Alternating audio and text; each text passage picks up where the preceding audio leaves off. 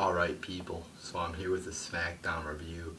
A little late here on the review, but hey, better late than never. I probably won't get a lot of reviews on this video, or views on this video, but I don't really care. We get Orton coming out, cutting a promo to begin the show. I thought it was actually a pretty good promo, you know. Orton's been a shitty wrestler, you know. Never seen too good of matches out of Orton, but he's always, you know, been, you know, like as a heel, he's cut some good promos and he has some promo ability. As a heel, you know, I don't know about a face, but like as a heel, he's cut some good promos. It's not like he's fantastic on the mic, but he's definitely better than like fucking John Cena going out there and cracking PG jokes. So he cuts a promo. It's decent, you know, pretty good promo, but it's short, you know, so it was only a few minutes long, so, but it was still pretty good, I gotta say. Then we get Rollins defeating Jack Swagger in the match of the night. It was a quality match, 3.25 out of 5 stars. You know, there was a lot of good counters there, you know, like, I remember when Rollins was going for a baseball slide. Swagger caught him, put him in the ankle lock, you know, there were some good moves in there. I also like the ending where Swagger was getting back in the ring and Rollins curb stomped him and Rollins won by count. So yeah, a good match there. Match of the night right there. Yeah, and then we get Bo Dallas cutting a promo. I didn't like it. It was like confusing. He was talking, he's like, I'm gonna be the new American hero. And then he's like, then he starts talking about a quote. He says, one guy said, the only thing we have to fear is fear itself. That's what FDR said. So he's like rambling, going off on other topics, and it's confusing. Like, what relevancy does that quote have to do with being like this American hero? Or I don't know. It was just confusing and stupid. I didn't really like it. You know, he's had better promos in the past. Then we get Rusev defeating Sin Cara in a match that wasn't that good. I mean, just same old shit Rusev squash match. Then Henry comes out to confront Rusev, and then he just leaves. Again, you know, just being fucking pussy, you know. Supposed to be this big tough Bulgarian, Russian, whatever. Bulgarian, Russian, I don't fucking know what he is. They first called him the Bulgarian Brute, but then he moved to Russia, I guess. So, he's supposed to be this big tough guy, you know. And he has his medal, you know. Does some, you know, weird things before his match, you know, like he like, I don't know, waves his hands around, you know, hops up on from his knees to his legs, and you know, and he just runs away like a fucking pussy. I mean, like, it's, you know, when somebody comes out to confront you, you know, you should fight them, have a brawl, you know. And instead, most people now, at least heels, like, walk away, like, it looks stupid. So that was, you know, match wasn't that good. 1.5 stars out of 5, and yeah, the confrontation wasn't that good either. Then we get Orton versus RVD, which ends in a disqualification.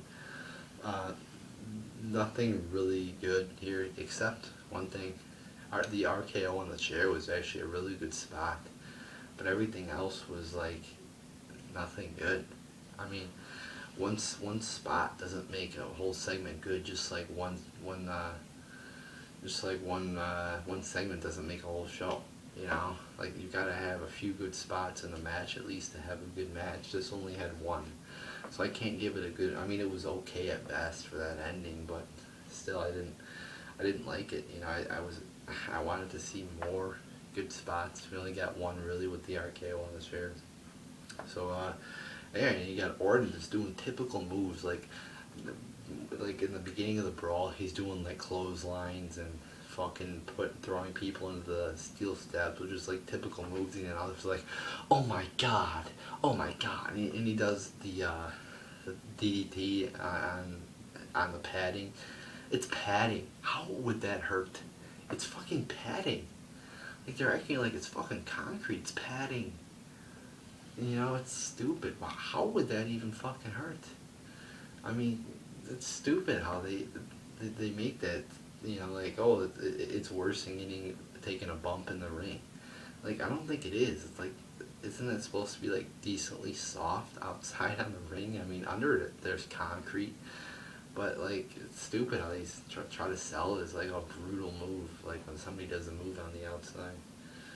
Um, so yeah, that wasn't that good a brawl. I mean it was an okay brawl because of the ending, but it's a pretty decent brawl. But overall, I mean an okay segment, I guess at best.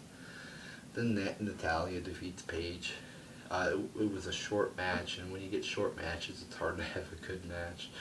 I'll give it 2 out of 5 stars. Though there were some nice moves. There was a double underhook suplex, I believe it was called by Natalia. I believe it was. You know, I've watched so much wrestling today from Raw, and now SmackDown.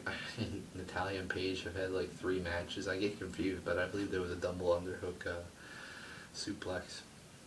Um, and then AJ comes out and interrupts. You know, like the same fucking shit they've been doing. You know, for they've had 3 matches. AJ or Natalia and Paige, and I believe AJ's come out for everyone and like distracted in some way, or at least act. I don't, you know, it's like repetitive now with this fucking storyline.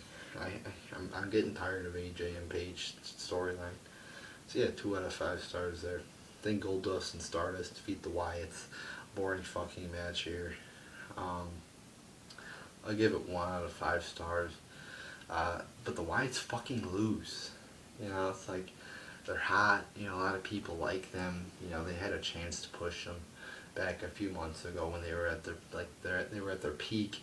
Tons of people were cheering for them. And still a lot of people like them. They're holding up the phones and shit. But now they just fucking ruin them. You know, Cena buried them. Jericho beat them. It's like they're It's like they're fucking in a hole, and they got a long way to get out. Gotta get out of it now. It's like it's hard to move up on the ladder, but you could go down really quick.